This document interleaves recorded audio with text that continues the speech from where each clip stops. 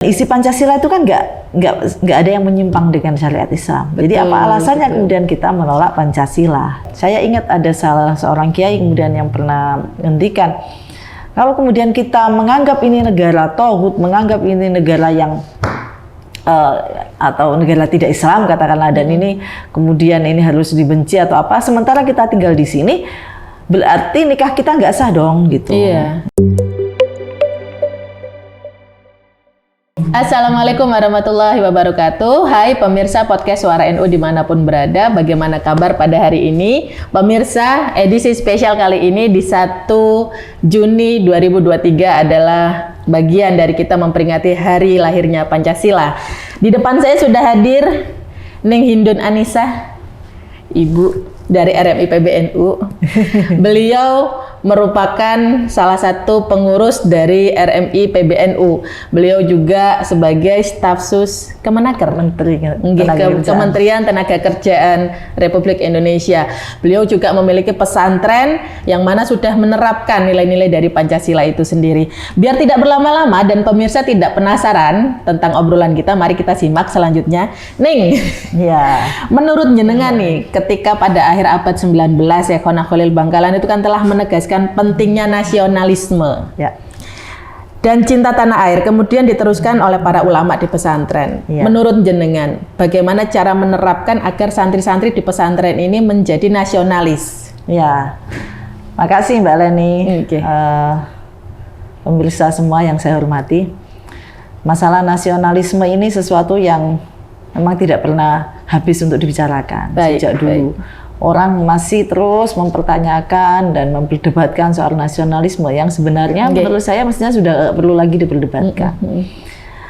Kalau kita lihat di dalam Islam sendiri, Nabi mencontohkan bagaimana Nabi sangat mencintai kota Madinah. Itu kan sebenarnya juga wujud ya dari ekspresi kecintaan Nabi kepada kota Madinah. Itu bahkan ditunjukkan ketika misalnya Nabi pulang dari Madinah, itu Nabi itu sangat berseri-seri dan kemudian sampai kalau sedang naik kuda atau kudanya itu digerak-gerakkan saking cintanya. Artinya rasa kerinduan mungkin kalau sekarang tuh kita kemudian ini bendera gitu mungkin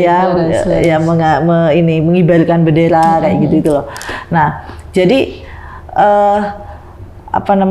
bahwa yang namanya kita di NU mengajarkan tentang hubbul waton, cinta tanah air, ini sesuatu yang sudah niscaya, karena kita memang tinggal di mana. Kita harus ingat kita tinggal di mana. Kita tinggal di Indonesia. Kita bisa beribadah, kita bisa melaksanakan perintah Allah, kita bisa melaksanakan ajaran Islam dengan damai, dengan sebebas-bebasnya ya di sini ini ya, karena kita berada di Indonesia, yang di negara Indonesia ini punya aturan, punya undang-undang, punya dasar negara gitu ya. Nah, tentunya ini perlu disadari, dan termasuk pesantren. Pesantren itu bagaimanapun pesantren itu tumbuh kembangnya itu di Indonesia. Baik. Awalnya juga berasal di Indonesia. Artinya kalau kita lihat di negara lain, belum tentu pesantren itu bisa berkembang ini seperti di Indonesia ini. Maka tidak ada alasan kemudian untuk kita kemudian tidak menjadi nasionalis atau kemudian kita malah membenci negara kita sendiri gitu kan. Kalau kita kemudian menolak Indonesia, nah ini juga saya ingat ada salah seorang kiai kemudian yang pernah ngendikan, kalau kemudian kita menganggap ini negara tauhid, menganggap ini negara yang atau negara tidak Islam katakanlah, dan ini kemudian ini harus dibenci atau apa, sementara kita tinggal di sini, berarti nikah kita nggak sah dong gitu. Kalau kita nikah di negara yang kita anggap kita ini memang tinggal di negara tauhid, nah berarti nikah kita nggak sah. Berarti kita kemudian kita hidup dengan pasangan kita, dengan suami kita, dengan istri kita, nah itu hukumnya apa kalau gitu? Itu sampai ke sana. Kalau kita kita berpikir jauh gitu kan. Baik Ibu, ketika sudah ada relasi nih antara hukum yang berkaitan di Indonesia dengan kemudian Pancasila, berarti ini kan tidak jauh berbeda dengan hukum Islam. Kalau mengingat sejarah dari Kiai Haji Ahmad Siddiq pada Muktamar NU tahun 1983. Munas Alim Ulama NU. Betul. 83. Beliau mengatakan ada korelasi antara Pancasila dan Islam itu sendiri. Kemudian menjadikan Pancasila sebagai dasar dan falsafah NKRI. Bukan hanya agama. Menurut jenengan, apa yang melatar belakangi dilakukannya atau disepakatinya deklarasi hubungan Pancasila dan Islam sebagai falsafah? Jadi begini, pertama kita harus sepakat dulu bahwa Pancasila itu bukan menggantikan agama. Baik. Islam itu beyond ya, di atas semuanya. Gitu. Kalau kita kemudian Islam disejajarkan dengan Pancasila, itu kita berarti mendegradasi Islam. Dan tetap tidak balance ya? Tidak balance, nggak bisa. Islam itu di atas semuanya gitu. Nah, Pancasila ini adalah sebagai dasar negara, sebagai falsafah kita hidup bernegara, yang kita di negara Indonesia ini kan berbagai macam, beragam. Ibaratnya Pancasila itu kayak piagam Madinah. Kalau kita sandingkan ya dulu zaman Nabi itu kayak piagam Madinah. Jadi dan isi Pancasila itu kan nggak ada yang menyimpang dengan syariat Islam. Jadi apa alasannya kemudian kita menolak Pancasila? Gitu. Jadi kecuali kalau kemudian di Pancasila itu misalnya katakanlah ada nilai yang kemudian sangat bertentangan dengan nilai-nilai Islam. Nah itu bisa kita tolak. Tapi ini dari 5 itu nggak ada gitu ya. Bahkan mengajarkan masuk dalam syariat mulai Islam dari tauhid, ya kan. Tuhanan yang Maha Esa itu kan tauhid gitu kan. Nah, dan kemudian yang lainnya juga substansi dari ajaran Islam ada di Pancasila. Jadi nggak ada alasan gitu ya kita untuk menolak. Makanya ulama-ulama NU sangat sadar akan hal itu dan kemudian menerima Pancasila sebagai satu-satunya asas tunggal yang berlaku di Indonesia. Kita sebagai negara yang multicultural ya, negara yang terdiri dari berbagai suku, ras, agama ya. Kemudian sudah ada korelasi antara Islam dan Pancasila yang diterapkan sama jenengan di pesantren di Krapyak atau yang di Jepara. Ya. Kemudian boleh tidak jenengan memberikan contoh? Iya. Kira-kira apa saja komitmen pesantren terhadap kebangsaan? Ya, jadi kalau saya sekarang kan di Pondok Pesantren Hasyim Asy'ari di Bangsli Jepara. Ya. Nah, di sana mulai dari hal yang mulai dari hal yang sepele, misalnya peringatan Hari Besar Indonesia, itu selalu kita peringati. Misalnya Hari Pahlawan, misalnya Hari Kemerdekaan. Nah, ini kan sebagai upaya juga untuk santri-santri agar mengingat jasa-jasa pahlawan. Bagaimana sih dulu Indonesia ini memperjuangkan kemerdekaan di Indonesia itu nggak mudah gitu ya. Sehingga ulama-ulama kita itu dulu itu berjuangnya itu tenanan gitu kalau bahasa Jawanya. Sampai menumpahkan banyak darah. Nah, bagaimana kemudian santri bisa menghayati itu? Dan juga misalnya kita juga kan sudah ada film Sang Kiai itu. Bagaimana kita juga bedah film Sang Kiai. Kemudian juga kita juga biasa di pesantren kita berdialog dengan berbagai macam suku. Misalnya kita ada tamu dari suku yang sangat berbeda dengan Jawa, karena kalau di Jepara itu santrinya kebanyakan Jawa gitu kan ya. Kemudian juga bahkan dari berbeda madhab, misalnya kita ajak juga santri-santri berdialog dengan Syiah misalnya gitu. Karena di Jepara juga banyak komunitas Syiah. Nah, misalnya juga dengan beda agama. Nah, kita di juga Jepara itu banyak ya dari Syiah berkembang. Ada berkembang. Nah, termasuk juga dengan yang agama yang non Muslim, kita juga mengajak anak-anak berdialog dengan mereka gitu. Baik. Ya, itu jadi mereka anak-anak misalnya ada youth camp untuk anak muda, kita ikutkan youth camp yang biasanya di situ ada berbagai macam ya dari berbagai latar belakang. Kita dorong anak-anak ikut youth camp itu sehingga itu bisa menambah wawasan kebangsaan dan juga mempertebal nasionalisme, termasuk itu duta damai. Duta damai itu kan ada ya ada apa namanya setiap tahun pasti ada itu kegiatan duta damai. Itu ada salah satu santri kita yang sampai sekarang menjadi salah satu penyelenggara duta damai, artinya sudah menjadi apa ya pengurus di duta damai itu yang ikut menyelenggarakan tiap tahun ya. Jadi ini biar nasionalisme nggak sekedar jargon, Pancasila nggak sekedar ditempel di tembok, tapi juga bagaimana diimplementasikan dalam kehidupan sehari-hari, terinternalisasi di santri gitu. Baik. Tapi kalau menurut jenengan secara personal melihat beberapa lembaga pendidikan sepertinya ada yang tidak menerapkan nilai-nilai Pancasila dan nasionalis. Ya itu perlu diajak bicara lebih lanjut. Artinya perlu begini. Kita hidup di Indonesia ini kan ini memang negara yang demokratis. Betul. Semua golongan, semua kelompok dirangkul semua. Kita lihat di negara lain itu tidak mesti seperti itu gitu ya. Bahkan ada yang sampai mengharamkan satu kelompok dan artinya hanya ada satu komunitas yang boleh hidup di sana. Itu banyak negara lain yang begitu. Hanya Indonesia yang saya lihat paling demokratis dan itu diakui juga sahabat-sahabat kita, sahabat-sahabat Muslim kita dari negara lain gitu. Nah ini perlu artinya kalau ada pesantren yang mungkin belum merasakan atau mungkin masih menolak nasionalisme atau masih belum bisa menerima Pancasila, ini memang perlu ada pendekatan yang persuasif dari berbagai pihak, misalnya dari NU sendiri, juga dari negara misalnya gitu ya. Nah, untuk kemudian kita ajak diskusi sampai kenapa dan kemudian bisa kita ajak gitu, kita tumbuhkan nasionalismenya gitu. Baik. Ya. Kalau itu kan berarti sebenarnya kebijakan dari pemerintah ya untuk melanjutkan atau tidak pendirian lembaga yang tidak nasionalis.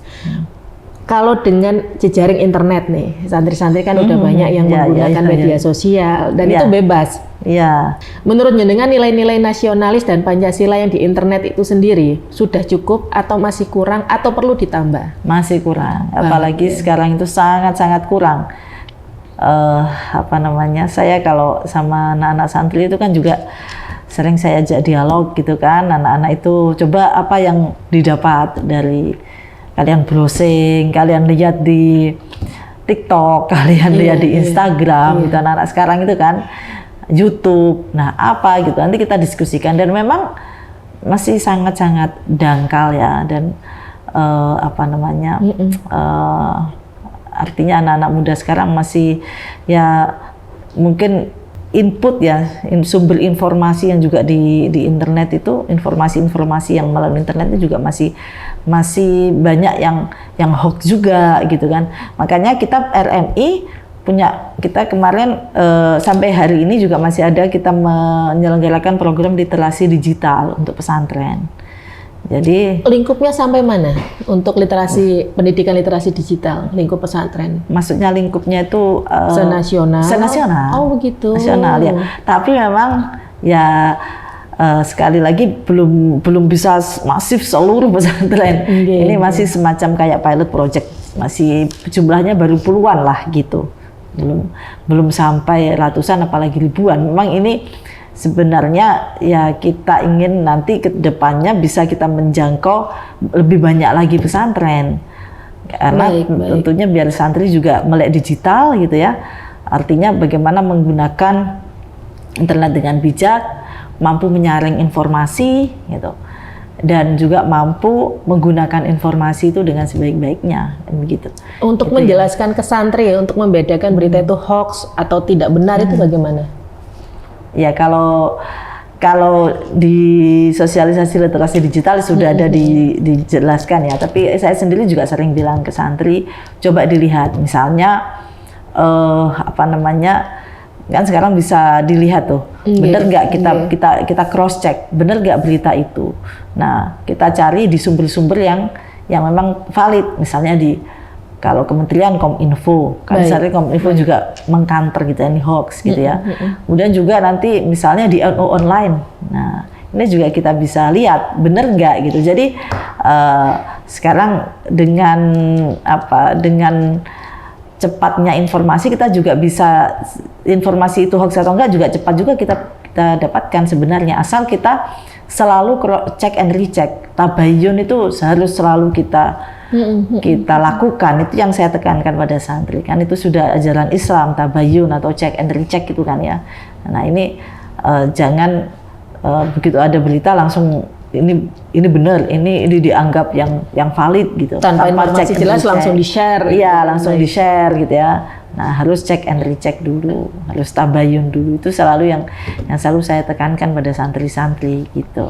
Tapi menurut jenengan media sosial nih dengan segala macam jenisnya, efektif tidak untuk mengenalkan Pancasila kepada generasi muda? Sangat efektif, sebenarnya sangat efektif banget gitu. Apalagi anak-anak sekarang itu kan memang nggak bisa lepas ya dari yang namanya HP, dari yang namanya kemudian TikTok gitu. Itu sangat efektif. Jadi memang kalau kita mau menyebarkan nilai-nilai nasionalisme, kita mau lebih untuk menanamkan Pancasila kepada anak-anak muda, mau tidak mau memang kita harus menggunakan media-media yang digunakan oleh anak-anak muda saat ini gitu. Itu mau tidak mau gitu.